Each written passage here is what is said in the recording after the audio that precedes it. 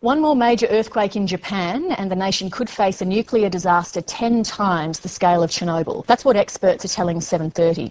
When Japan was hit last year by a massive earthquake and tsunami, the world feared nuclear catastrophe. The nation's Fukushima nuclear reactors were inside the disaster zone. We've not heard much about them for a while, but the danger certainly hasn't passed. Experts say the situation inside the Fukushima reactor number 4 is precarious, as North Asia correspondent Mark Willesee reports from Fukushima.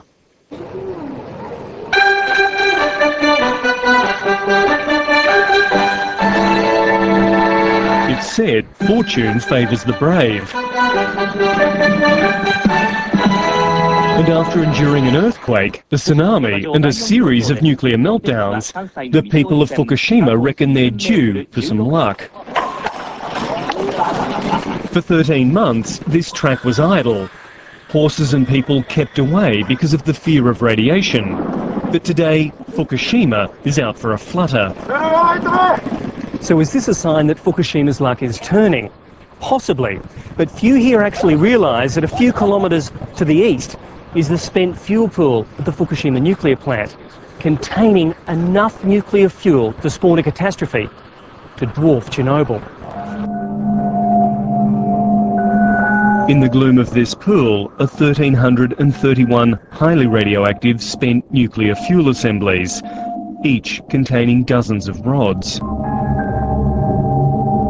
The spent fuel pool, number 4 at Fukushima, based on my sort of calculations, contains roughly 10 times more cesium-137 than released by the Chernobyl accident.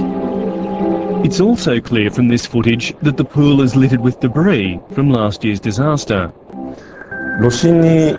The nuclear fuel in that pool is 2.5 times what's needed in a reactor core. It contains 5,000 times more cesium than was released by the Hiroshima bomb, and the pool is just hanging there. We don't know when it could collapse. This is where the pool sits, 5 stories above the ground next to the reactor. That is how things are supposed to look. This is how the reactor building looks now, after a hydrogen explosion blew it apart. The blast tore off the roof and caused a reinforced wall of the fuel pool to bulge by up to 3.5 centimetres. As for the hundreds of tons of spent fuel, until this month, its only protection from the elements was a white plastic sheet. Some nuclear experts warn Japan is literally playing with fire. If there's a crack in the pool and the water drains out, the fuel rods will be exposed. It will then be impossible to cool the fuel. So if an accident happens, 10 times more cesium than has already been released by the Fukushima meltdowns will go into the atmosphere. Depending on which way the wind is blowing, Tokyo could become uninhabitable. Hiroaki Koide is a senior nuclear reactor engineer at Japan's prestigious Kyoto University, and one of the experts raising the alarm. As soon as possible, those fuel rods should be removed. Earthquakes are striking almost every day around the Fukushima plant, so I'm praying that a big one won't hit. This warning is echoed by international nuclear safety experts, among them Robert Alvarez, a former advisor to the US Secretary of Energy. You have a very, very large concentration of radioactivity where the only thing that keeps that radioactivity from being released through a catastrophic fire is a pool of water. That pool is 100 feet off the ground in a structurally damaged building in a high-risk earthquake zone. I mean, what more can you be worried about? But the operator of Fukushima, TEPCO, brushes all this aside, arguing that despite being open to the elements and in a damaged building 30 metres above the ground, the pool is safe.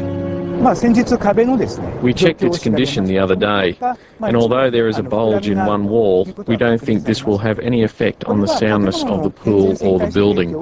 We believe both can withstand a large earthquake. And on the matter of removing the fuel rods, TEPCO appears in no great hurry. The original method was to take out the spent fuel by a crane attached to the ceiling of the building, but that's been damaged. So we're thinking of installing a crane for this. We would like to start removing the fuel sometime next year. They have to have a heavy overhead crane They're going to have to manipulate the spent fuel underwater constantly, put it into containers that are very heavy, involving perhaps containers that may weigh as much as 100 tons.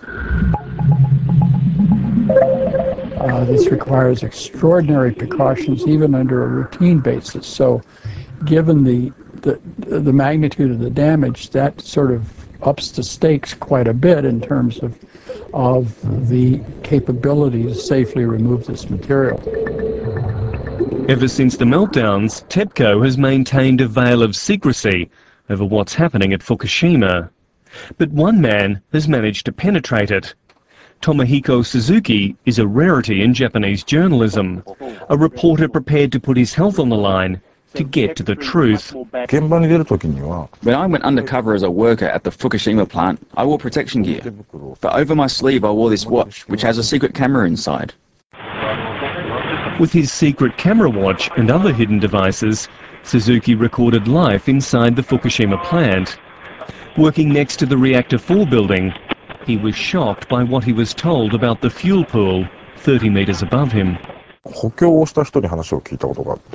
I spoke to a worker who helped reinforce the Reactor 4 building. He said the spent fuel pool has vast amounts of heavy water in it and that the steel support frames were damaged. But he told me that the reinforcement of the pool was jerry-rigged. So if a typhoon or a tornado hits, it will be dangerous. Sound far-fetched? Well, just last month, a neighbouring prefecture to Fukushima was smashed by the most violent tornadoes recorded in Japanese history. I call it the sickness of Japan.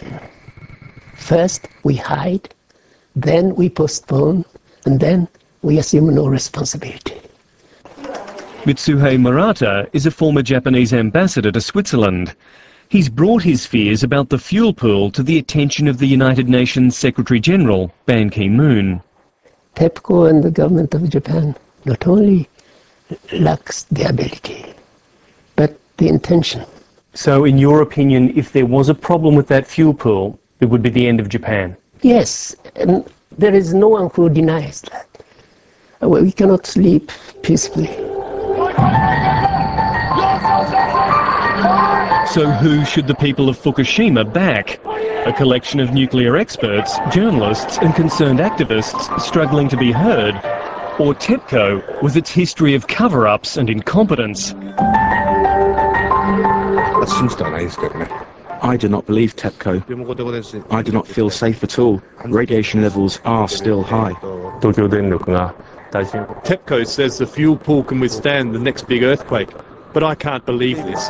That's why I'm so worried. Nothing like this has ever happened before, and we are sort of charting unknown waters here, and this is a problem that if such an event were to occur, it would be of an international dimension.